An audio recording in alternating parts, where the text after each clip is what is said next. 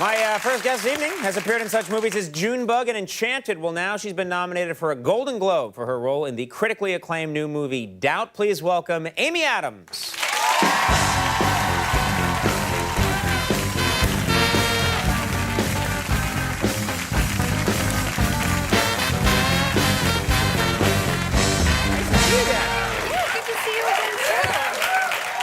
Settle down, fellas. Yes, sir, please. I'll throw a shoe at him. You look gorgeous as always, and you've got the redhead look going a little bit here. Yeah. Redhead. Yeah. It's terrible. I've never tried that for real on a woman. What's it like? Is any difference? Do you like being a redhead? Because normally you're blonde. I'm a natural blonde, but blondes don't get treated very well in our society. So I enjoy being a redhead much more. You're having a better experience with it than I've had. I mean, I get punched in the head a lot. But do you like it? Do you notice a difference? I mean, you know, some people think that redheads are, you know, we're fiery, and do you get people? Well, aren't we? No, I am not a fiery redhead. Yeah, well, it used to be. You know, as a blonde, if I had something I wanted to say, people are like, oh, she's high maintenance, kind of a, you know. But as a redhead, you get it. She's a firecracker. She's, you know, she's feisty. So you blondes, people, maybe it's easier for them to dismiss a blonde. I think so. But if you're a redhead, they think, you got spunk. You got spunk, baby, yeah. Yeah. I don't get that either. We do have in common, I have very, very pale skin, and you seem to have yours is, it's beautiful, absolutely gorgeous, but almost translucent. It's, well, my... Yeah. I can see your skeleton. No, My sister calls it fish belly blue, which is... That's not nice. No, but it's true. But fish belly blue goes well with the red, let me tell you. It does, much better than with the blonde. So did you not like your... growing up, because I always find when I was a kid, I don't know how you... I mean, I was a redhead and very pale, and I hated the way I looked. Did you, growing up with the pale skin, was that fun for you, or...? I mean, I didn't want to be pale. I've accepted it. I didn't do very well. You learned slowly to accept it. I had no choice. I mean, my skin repels the sun. I tried to lay out once in Italy without sunscreen for like 20 minutes at 4 o'clock in the afternoon, and I got sun poisoning. I woke up with a rash all over, so... Yes. Yeah. This is turning me on. This was my whole experience growing up, was sun for 5 minutes. You know, my mom made me wear like an old lady's big hat. Exactly. And forget going to the beach in bikinis, like... I could never wear a bikini, no. Exactly. I got yelled at a water park in Georgia. Somebody yelled at me to get a tan. And I don't know if you've been to water parks in Georgia, but this man was not much to look at in a swimsuit. And someone yelled at you, hey, get a tan? Yes, sir. That's terrible. It was horrible. Yeah. But what did you do? Did you say something really cool back to him? No, I didn't actually. I think I was upset.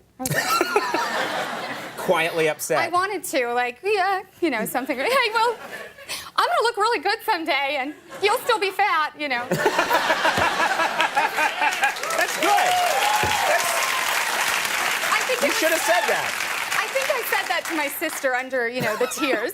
You wrote it later on. Yeah, in my memoir. That's what I would do. I would go later and write that in my room. Oh, that's what I will say next time. Exactly. To those cruel bullies. Exactly. I have to talk about something, again, that affects my life. I have a daughter who saw Enchanted when she was, I want to say, 3. She saw it when she was 3 years old, and absolutely she just couldn't believe. She just loved the movie, and she loved you in the movie, and of course believed it all. And because so much of it happens in Central Park, and we live near Central Park, she then would say to me, take me to Central Park. I want to go find the princess from Enchanted. So she's always looking for you in Central Park. We should plan that someday. Yeah. You know? You should charge people like $50,000. What's it worth? Yeah. I would only charge you that much. Yeah. No. Thank you. You're so nice. You're welcome. I do it for free, but for you, $50,000. Exactly. Let's have it. But yeah, no, it's been interesting because kids sometimes recognize me. Their parents really do, and I'm always like, oh no, I'm in sweats. You're going to ruin her whole idea of princesses. And I met these kids at an airport, and I had that experience. I think she must have been 3, and they said, do you know who this is? It's Giselle, and she. Well, that's not Giselle. She was really... Oh, really? She got upset? She did. I was horrified. I bent down to her level, and I had to be like, you know, I'm in disguise. That's so nice of you, though. That's really great. She must have loved that. Well, her eyes, she sort of understood. Right. Once I was like, you know how I made this out of, I made this out of my sofa, these sweats. They're made out of my, That's so great. Yeah, it was good. But an airport's not a good place. It's just, well, why are they making Giselle take off her belt? It's security. Exactly.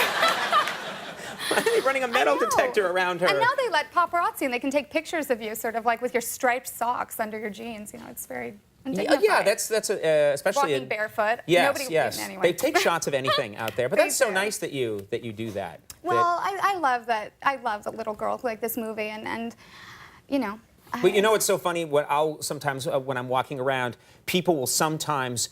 The adult will recognize me, and then they'll get their 4-year-old and go, "Do you know who this is? This is Conan O'Brien." Yes. Like, I'm on at 12:35 at night. We get a V for violence, I know. The kids always, I don't care on such a profound level. It's terrible. Yeah. But it's been fun to do a film that affects kids in a positive way.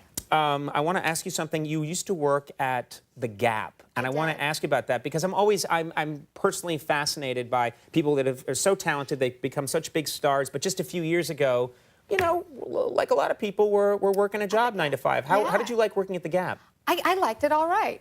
I have to say at the time, I'm one of those personalities, I'll try to make the best of whatever situation. So I was the greeter, and so I was always like, hey, check out our t-shirts. Hey, we carry men's underwear now. I would think of anything. Like anything I could think to say, I would say. So your job was to just start a conversation. Is that the job of the greeter? Yes, there is, I haven't been there for a while. I don't know if any of you guys have worked at The Gap, but there's the Gap Act, which is greet, approach, product information, add-on, which is that thing, when you're in the dressing room, they're like, hey, it would look great with those jeans, is this sweater. Oh my God. Yeah. I always think the girl just thought of that. They're always getting me to buy like a poncho to go with the socks. I know. I'm sure like the Gap people will be outside to whisk me away as I walk out of your show. I've revealed We must remove the chip from her brain. She's proved troublesome. Yeah. So be nice to them when that's their job. Their managers are making them add the belt, because add-on. Right. And then it's close, and then, I don't know what Close means make sure you get the sale. Yes, sir. That's why they grab onto your ankles when you try and leave the store.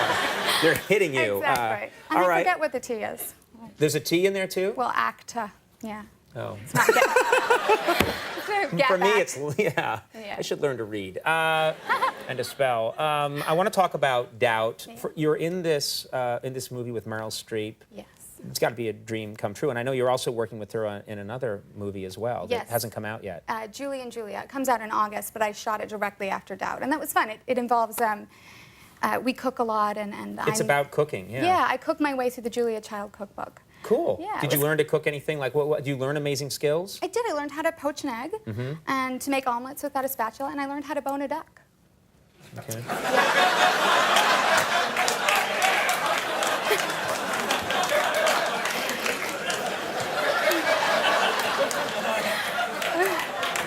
Let's talk about Doubt. I play a nun. Yeah, you play a nun in Doubt, and you really wanted this part. Please, settle down. You people sicken me. Maybe I should not tell them about my duck boning prowess. No.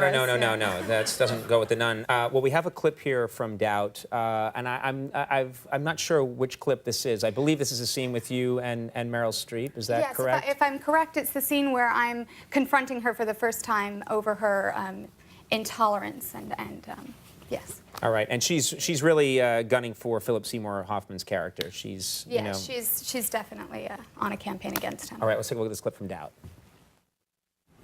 You just don't like him. You don't like it that he uses a ballpoint pen. You don't like it that he takes 3 lumps of sugar in his tea. You don't like it that he likes Frosty the Snowman, and you are letting that convince you of something terrible, just terrible. Well, I like Frosty the Snowman. And I think it would be nice if this school weren't run like a jail, and I think it's a good thing that I love to teach history and that I might inspire my students to love it too, and if you judge that to mean that I am not fit to be a teacher, then so be it. Sit down.